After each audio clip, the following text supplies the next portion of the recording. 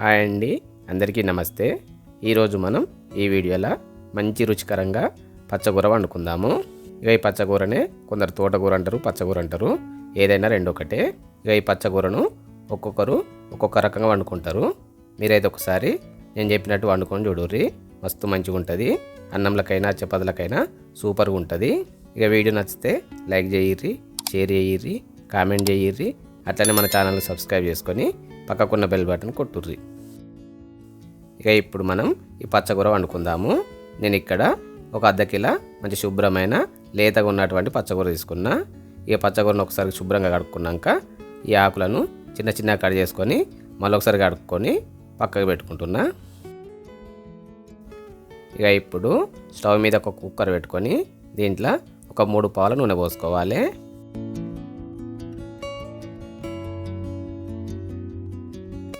నూనె కొంచెం వేడైనాక ఒక చెంచాడు శనగపప్పు, పావు చెంచాడు జీలకర్ర, ఒక 5-6 వెల్లిపాయలను చిన్న ముక్కలుగా కట్ చేసుకొని వేసుకొని ఒక 10-15 సెకండ్ల పాటు మామూలు మంట మీద దూరగా వేపుకోవాలి. ఇక ఇవి దూరగా వేగినాక కొన్ని పచ్చిమిరపకాయ ముక్కలు, కొన్ని ఎండుమిరపకాయ ముక్కలు వేసుకొని మామూలు మంట మీదనే వీటిని కూడా దూరగా వేపుకోవాలి. మీకు పచ్చిమిరపకాయలు కారం ఎక్కువ ఉంటే కొన్ని తక్కువ వేసుకోర్రి. ఇక పచ్చిమిరపకాయలు వేగినాయి కదా, వేగినాక కొన్ని కట్ చేసుకున్న ఉల్లిపాయ ముక్కలు, కొంచెం కరివేపాకు వేసుకొని ఉల్లిపాయల పచ్చిదనం పోయేదాకా మళ్ళీ ఒక 10-15 సెకండ్ల పాటు నూనెలో వేపుకోవాలి. ఇక ఉల్లిపాయలు దూరగా వేగినాక ఒక టమాటాను ముక్కలుగా కట్ చేసుకొని వేసుకోవాలి. అట్లనే పావు చెంచా పసుపు వేసుకొని టమాటాలు అనేటివి నూనెలో ఉడికి కొంచెం మెత్తబడి దగ్గరకు వచ్చేదాకా మళ్ళీ ఒక 10-20 సెకండ్ల పాటు నూనెలో వేగనీయాలి. ఇక టమాటాలు ఉడికి కొంచెం దగ్గరికి వచ్చినాక మనం శుభ్రపరచుకున్నటువంటి పచ్చకూరను ఈ కుక్కర్లో వేసుకోవాలి. అట్లనే రుచికి సరిపడినంత ఉప్పు వేసుకొని స్టవ్ మంట ఎక్కువనే పెట్టుకొని ఎక్కువ మంట మీద ఈ పచ్చకూరను కలుపుకుంటూ ఉడికించుకోవాలి. మనకు పచ్చకూర అనేది ఉడికిన కొద్దీ అది కొంచెం దగ్గరికి వస్తుంది. పచ్చకూర దగ్గరికి వచ్చిన కొద్దీ దానిలో నీళ్ళు అనేవి ఊరుతాయి. కలుపుడు ఆపద్దు, కలుపుడు ఆపితే కింద ఉన్న ఆకులన్నీ మాడిపోతాయి. ఊకే కలుపుకుంటా పచ్చకూరను బాగా దగ్గర రానియాలి.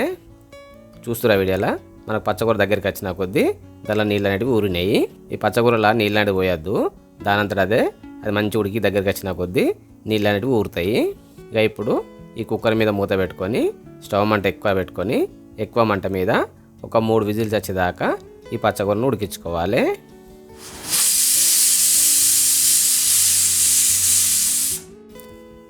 ఇక కుక్కర్ 3 విజిల్స్ ఇచ్చింది కదా, 3 విజిల్స్ ఇచ్చినాక కుక్కర్ మీద మూత తీసుకోవాలి. తీసుకొని ఈ పచ్చకూరను ఒకసారి కలుపుకోవాలి. మనకు పచ్చకూర కలుపుకున్నాక దానిలో కొన్ని నీళ్ళు ఇంకా అట్నే ఉన్నాయి కదా, ఇంకిపోలేవు మొత్తము. అందుకని చెప్పి పచ్చకూరను కలుపుకున్నాక దీని మీద ఒక మూత పెట్టి స్టవ్ మంట తక్కువ పెట్టుకొని తక్కువ మంట మీద ఈ పచ్చకూరలో ఉన్న నీళ్ళన్నీ ఇంకిపోయేదాకా ఉడికించుకోవాలి. ఇక మూత పెట్టి అట్నే ఉండద్దు, అట్లుంటే కింద అడుగు అనేది మాడిపోతుంది. మధ్యలో మూత తీసి కలుపుకుంటూ మూత పెట్టుకోవాలి. ఇక మనకు పచ్చకూరలు నీళ్ళని ఇంకిపోయి పచ్చకూర దగ్గరికి వచ్చినాక మూత తీసి మళ్ళీ ఒకసారి కలుపుకొని స్టవ్ బంద్ చేసి దించి పక్కకు పెట్టుకోవాలి. ఇంతే, మనకు మస్తు తక్కువ టైంలో మంచి రుచికరమైన పచ్చకూర తయారైపోయింది. చూసిరు కదా పచ్చకూర ఎంత మంచిగా ఉందో. మీరు కూడా మీ ఇంట్లో ఒకసారి తయారు చేసుకొని చూడుర్రి. అన్నంలకైనా చపాతీలకైనా సూపర్గా ఉంటుంది. మీరు కూడా మీ ఇంట్లో ఒకసారి తయారు చేసుకోర్రి.